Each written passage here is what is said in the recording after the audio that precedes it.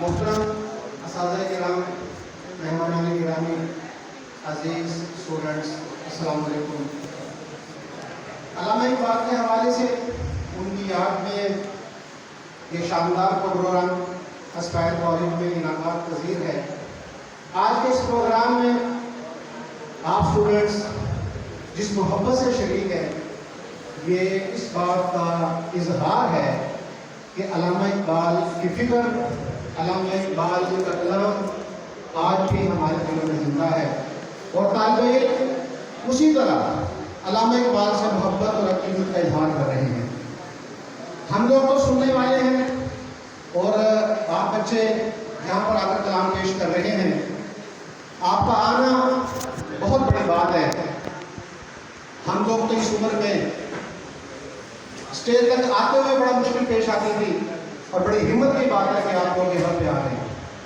علامہ اقبال یہ کوئی عام شاعر نہیں، انہوں نے ایک فکر، ایک نظریہ، ایک سوچ برِ صغیر کے مسلمانوں کو عطا فرمائی۔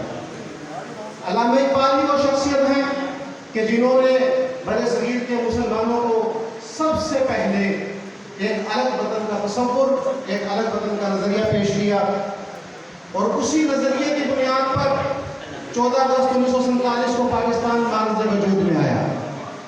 علامہ اقبال نے صرف یہ فکر ہی پیش نہیں کی، بلکہ علامہ اقبال نے قرآن پاک کے مفہوم کو، قرآن پاک کے علوم کو جس احسن انداز میں اشعار کی صورت میں پیش کیا، وہ بھی علامہ اقبال کا ایک بہت بڑا کارنامہ ہے۔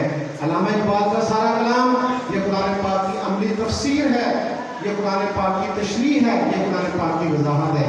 آپ اقبال کی کوئی بھی کتاب پڑھیں، آپ اقبال کی کوئی بھی نظم پڑھیں، آپ کو اس میں قرآن پاک کی فکر نظر آئے گی، قرآن پاک کا علوم، قرآن پاک کے علوم نظر آئیں گے۔ تو ہمیں اس کلام کو اسی گہرائی کے ساتھ پڑھنا چاہیے اور سمجھنا چاہیے، اور اس پر جو ہے وہ عمل پیرا ہونا چاہیے۔